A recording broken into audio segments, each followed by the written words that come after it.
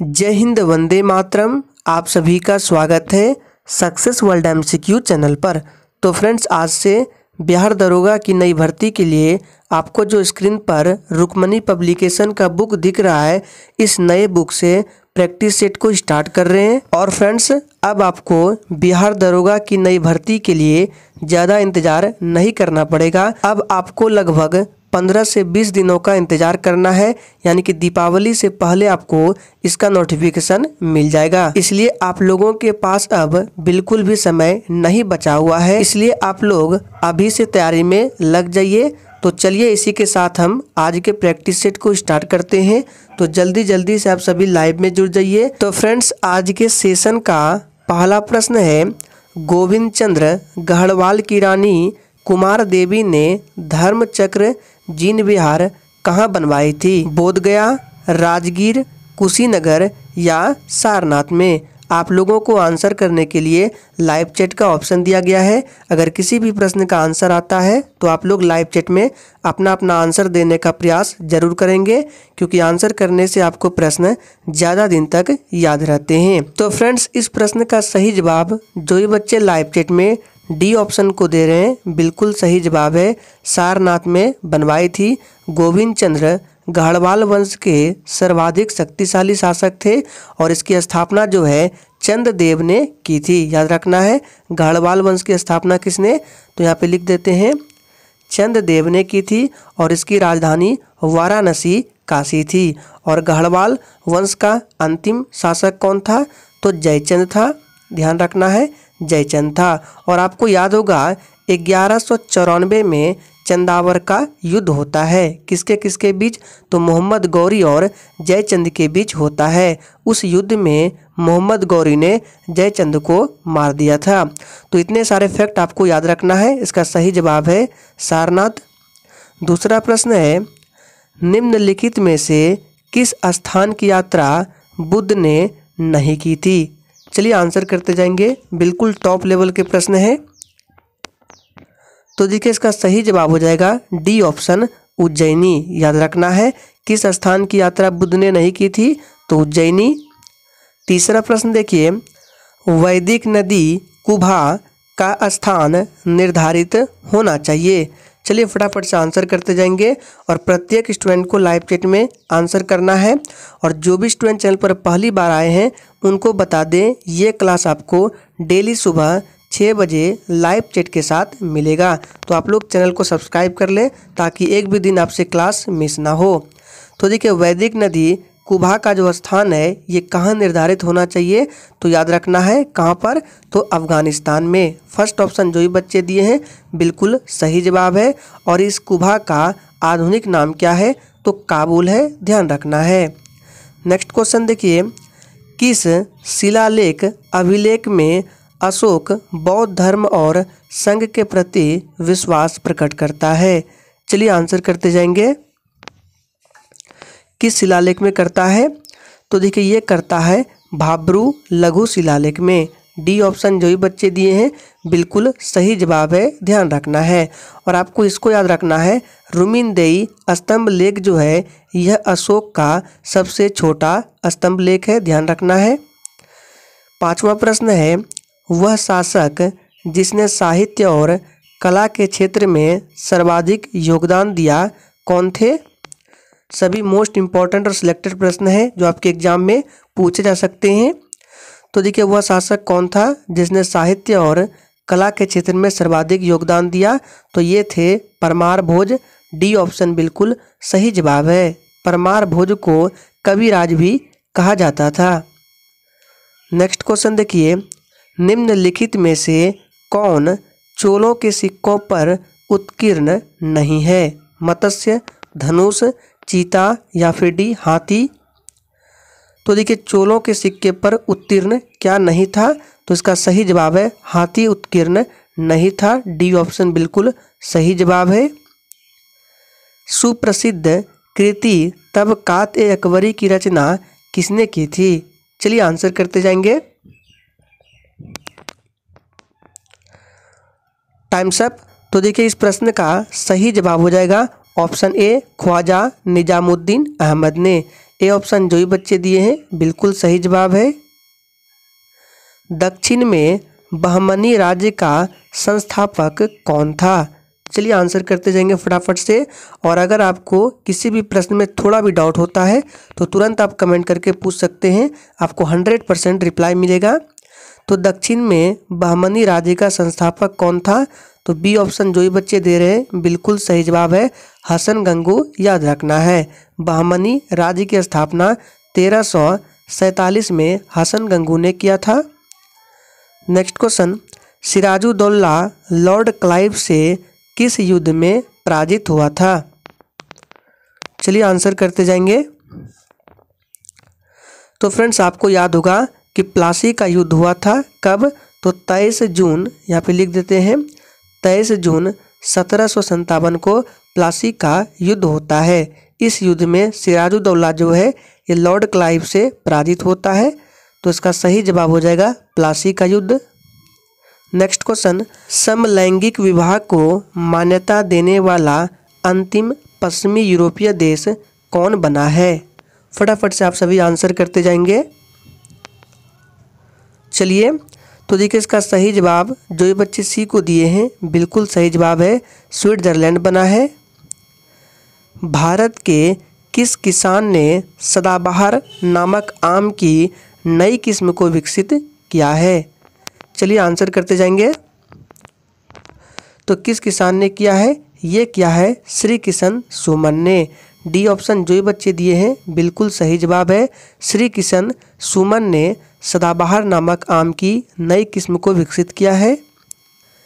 किस राज्य की जुड़ीमा राइस वाइन को, यहाँ पे देखिए टाइपिंग एरर है, तो किस राज्य की जुड़ीमा राइस वाइन को जीआई टैग प्रदान किया गया है? चलिए आंसर करते जाएंगे। और फ्रेंड्स अगर आप लोगों को वाकई में लगता है कि सेशन आप लोगों के लिए इम्पोर्टेंट है तो सभी लोग सेशन को दिल से एक बार ज़रूर लाइक करेंगे। सेशन अच्छा लगता है तो ही लाइक करना है, वरना आप डिसलाइक कर सकते हैं। देखिए इस प्रश्न का सही जवाब हो जाएगा असम। असम राज्य की जुड़ीमा राइस वाइन को जीआई टैग प्रदान किया गया है, ध्यान रखना है। नेक्स्ट क्वेश्चन, T20 क्रिकेट में 10,000 रन बनाने वाले पहले भारतीय खिलाड़ी कौन बन गए हैं? चलिए आंसर करते जाएंगे। और देखिए इसका पीडीएफ आपको टेलीग्राम चैनल पर मिल जाएगा, डिस्क्रिप्शन बॉक्स में टेलीग्राम चैनल का लिंक है, जाइए ज्वाइन करके रख लीजिए। जैसे ही पीडीएफ अपलोड होगा उसका नोटिफिकेशन आपको मिल जाएगा। तो T20 क्रिकेट में 10,000 रन बनाने वाले पहले भारतीय खिलाड़ी कौन बन गए हैं? तो ये कौन है? विराट कोहली है। डी ऑप्शन सही जवाब है।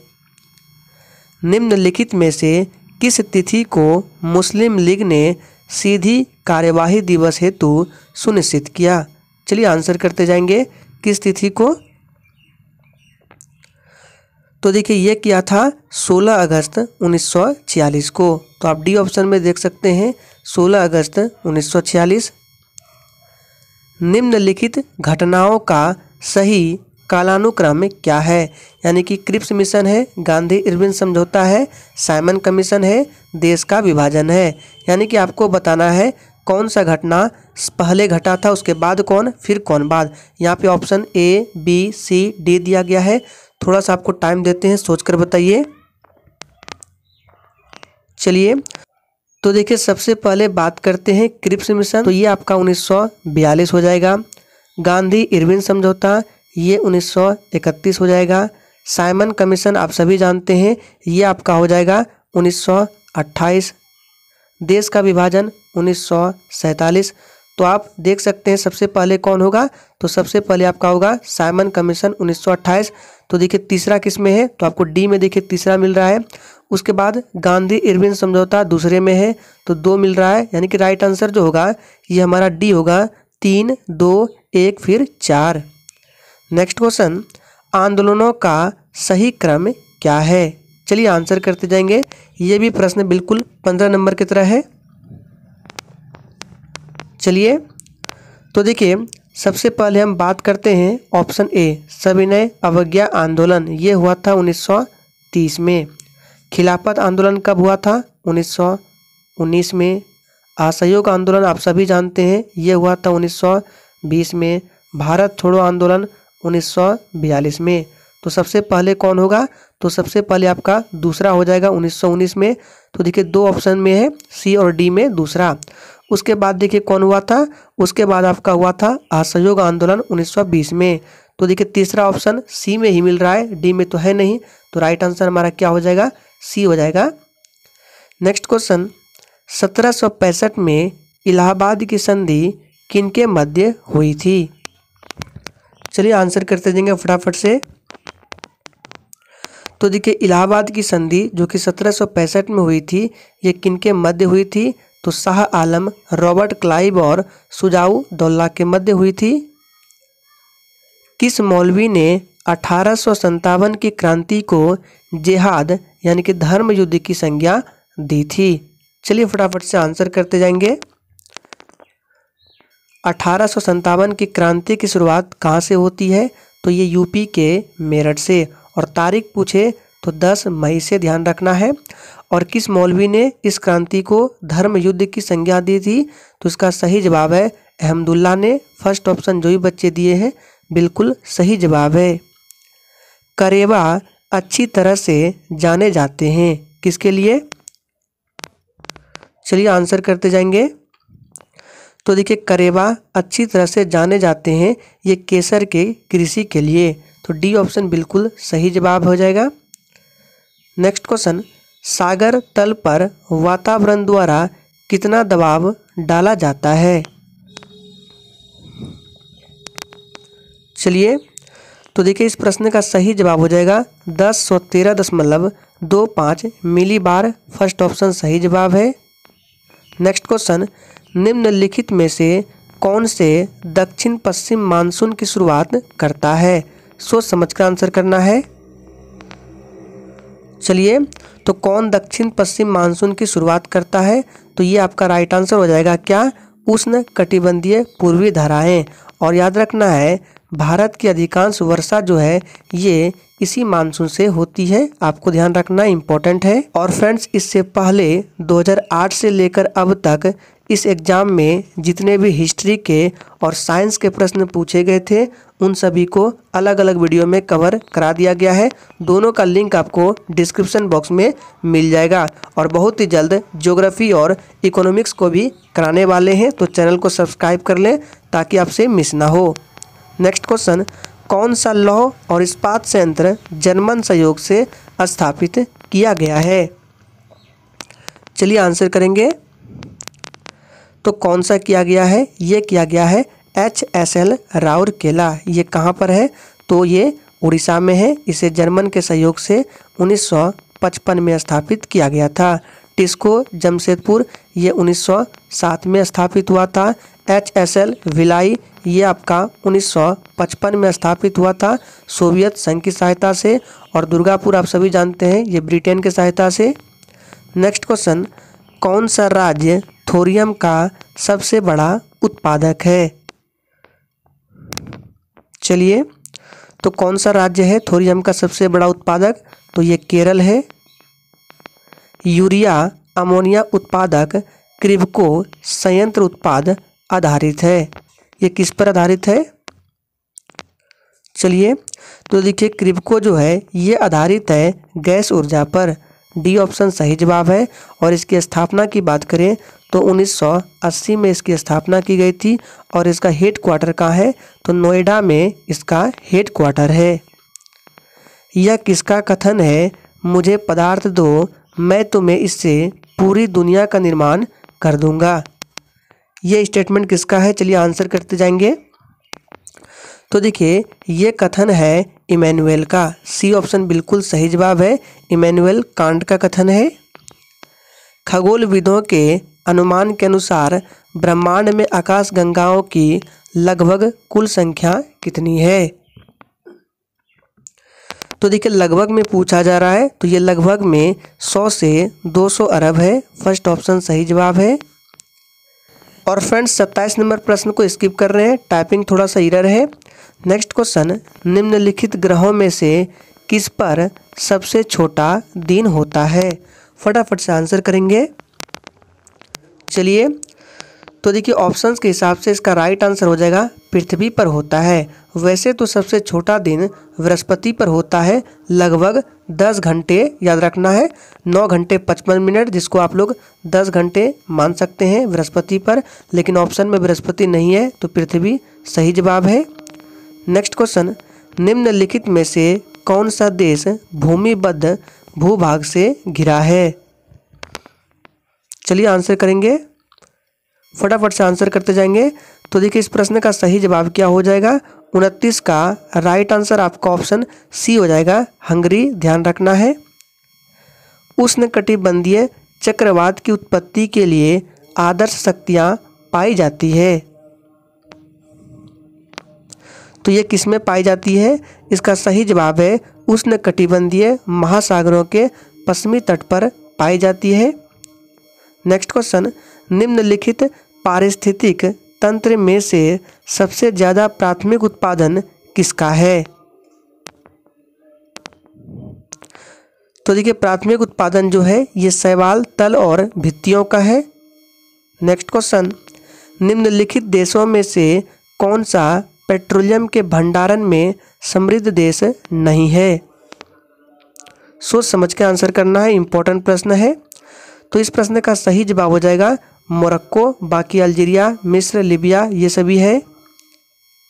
जनहित याचिकाओं का संवैधानिक आधार क्या है? चलिए आंसर बताएंगे। तो देखिए जनहित याचिकाओं का संवैधानिक आधार क्या है? तो स्वप्रसार है, यानी कि न्यायिक विवर्धन, सी ऑप्शन सही जवाब है। नेक्स्ट क्वेश्चन, निम्नलिखित में से कौन सा एक भारत के राष्ट्रपति और राज्य के राज्यपाल के लिए एक सादृश्य नहीं है? सभी ऑप्शंस को सही से देखिए। तो देखिए सबसे पहले बात करते हैं शक्तियों पर संवैधानिक प्रतिबंध, ये है। मंत्रिपरिषद के परामर्श से अपने कार्यों का निष्पादन, ये भी है। ना तो संसद और ना किसी राज्य के विधानमंडल का सदस्य होना, ये भी सही है। लेकिन देखिए डी ऑप्शन में जो है महाभियोग की प्रक्रिया, ये सिर्फ राष्ट्रपति पर लागू होती है, ना कि राज्यपाल पर। अगर आपको राष्ट्रपति बनना है तो न्यूनतम उम्र कितना होना चाहिए 35 वर्ष। राज्यपाल के लिए भी 35 वर्ष। लोकसभा का सदस्य बनना है 25 वर्ष, राज्यसभा का सदस्य बनना है तो 30 वर्ष। इन सभी बातों को ध्यान रखना है। जिन राज्यों में द्विसदनीय विधानमंडल है वहाँ विधान परिषद में मनोनीत सदस्यों का भाग कितना होता है? चलिए तो देखिए वहाँ कितने होते हैं, 1/6 होता है कुल सदस्यों का। सी ऑप्शन बिल्कुल सही जवाब हो जाएगा, और ये राज्यपाल के द्वारा मनोनीत किए जाते हैं। भारत का नियंत्रक और महालेखा परीक्षक एक मित्र, दार्शनिक और पथ प्रदर्शक के रूप में कार्य करता है। चलिए आंसर करते जाएंगे। तो देखिए ये करता है सार्वजनिक लेखा समिति के लिए। फर्स्ट ऑप्शन बिल्कुल सही जवाब है। आप लोग थोड़ा सा कमेंट करके बताएंगे कि जो भारत का नियंत्रक और महालेखा परीक्षक है ये वर्तमान समय में कौन है, और इसकी नियुक्ति कौन करते हैं? तो राष्ट्रपति करते हैं, लेकिन आपको बताना है वर्तमान समय में कौन है। निम्न में से कौन सा कथन बजट का सही अर्थ प्रकट करता है? तो देखिए आपसे जो क्वेश्चंस पूछे जाते हैं उनका आंसर देने का आप लोग प्रयास करें। तो 37 का राइट आंसर क्या हो जाएगा? यह अनुमानित व्यय और राजस्व प्राप्ति के उपाय एवं साधनों का ब्यौरा है। ये कथन सही अर्थ प्रकट करता है बजट का। संवैधानिक शासन का अर्थ क्या है? चलिए आंसर करते जाएंगे फटाफट से। संवैधानिक शासन का क्या अर्थ है? तो देखिए इसका अर्थ है संविधान के प्रावधानों को के अनुरूप शासन, बिल्कुल सही है। विधि का शासन, नागरिक अधिकार, सीमित शासन, यानी कि इसका राइट आंसर इनमें से सभी हो जाएगा, ध्यान रखना है। लांबिक की कार्यशैली अपनाई जाती है, किसके द्वारा अपनाई जाती है? तो देखिए लांबिक की कार्यशैली जो है ये दबाव समूह द्वारा अपनाई जाती है। अध्यक्षात्मक प्रणाली का कार्य सिद्धांत है। चलिए तो देखिए अध्यक्षात्मक प्रणाली का कार्य सिद्धांत है शक्तियों का पृथक्करण। फर्स्ट ऑप्शन सही जवाब है। भारतीय संविधान में इनमें से किसका सर्वाधिक ऋणी है? अत्यंत महत्वपूर्ण प्रश्न है। और फ्रेंड्स, अगर आप लोगों ने अभी तक सेशन को लाइक नहीं किया है तो फटाफट से सभी लोग सेशन को लाइक करें और सेशन को शेयर करें ताकि आपको डेली इसी तरह के वीडियो मिलता रहे। तो सबसे अधिक जो ऋणी है ये भारत शासन अधिनियम 1935 का है। सी ऑप्शन जो ही बच्चे दिए हैं बिल्कुल सही जवाब है। भारतीय संदर्भ में लोकतांत्रिक समाजवाद के सिद्धांत का समर्थक कौन है? फटाफट से आंसर करते जाएंगे। और देखिए, सेशन के एंड में आप लोग अपना अपना स्कोर जरूर देने का प्रयास करें कि आप लोगों ने कितने प्रश्नों के सही सही जवाब दिए हैं, बिल्कुल ईमानदारी पूर्वक। तो देखिए, इसका सही जवाब हो जाएगा जवाहरलाल नेहरू। फर्स्ट ऑप्शन सही जवाब है। केपलर का द्वितीय नियम क्षेत्रीय वेग रहता है निम्न में से किस संरक्षण नियम के तुल्य है? चलिए आंसर बताएंगे, ये किस संरक्षण नियम के तुल्य है? तो ये हो जाएगा कोणीय संवेग। एक छोटा ठोस गोल्फ का गेंद श्यान द्रव में गिराया जाता है, यह अंततः एक समान वेग में चलता है जो कहलाता है।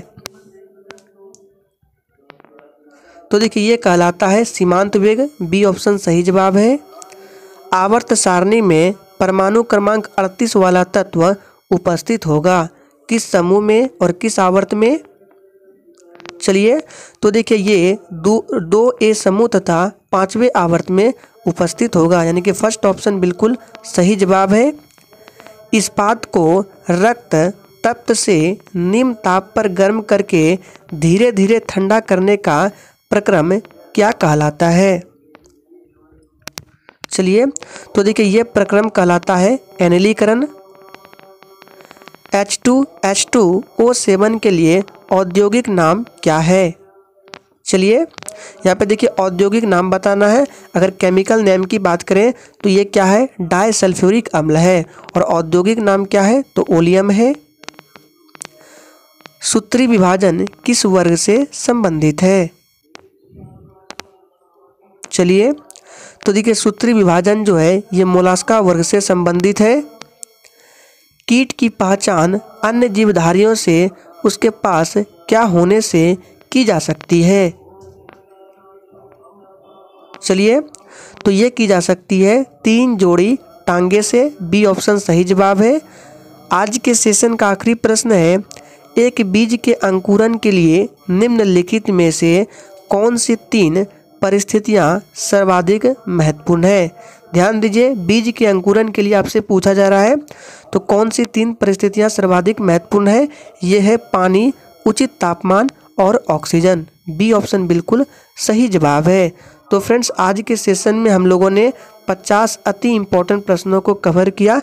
इसी के साथ आपका ये प्रैक्टिस सेट यहीं पर समाप्त होता है। तो सेशन अच्छा लगा हो तो सेशन को पूरा शेयर करें।